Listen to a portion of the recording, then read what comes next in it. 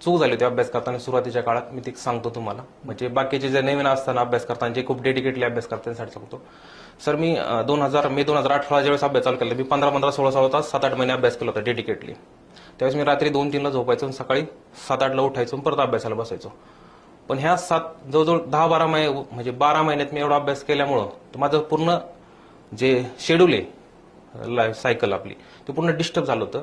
आणि नंतर मला युरिक असं अचानक माझ्या पायाला खूप मुंग्या यायच्या, गाऊट चांगला प्रकार झाला होता. डॉक्टरांकडे गेलो, ते म्हणले तुला गाऊट झालंय, म्हणजे किडनीचं डिस्फंक्शनिंग झालंय. आणि हे नाही का अनियमित झोपेच्या वेळेमुळे किंवा सायकल तुझी झोपेची बदलण्यामुळे झालेलं आहे. आणि त्याचा एवढा भयंकर पेन झाला की मला 6 महिने गोळ्या घ्याव्या लागल्या होत्या. मग त्यामुळं मी नंतर म्हटलं की मी जरी पास झालो, पण जर हे शरीरच जर कामाचं नाही राहिलं तर काय अर्थ नाही, पास होण्याला आपला काय अर्थ राहणार नाही. मग मी नंतर काय केलं, तर 6 महिन्यानंतर म्हणजे ते गोळ्या घ्यायचा शेड्यूल झाल्यानंतर मी निवांत झोपायचो 11ला, आणि ज्यावेळेस माझी झोप कंप्लीट होईल, अलार्म न लावता त्यावेळेस उठायचं, मग अभ्यासाला जायचो.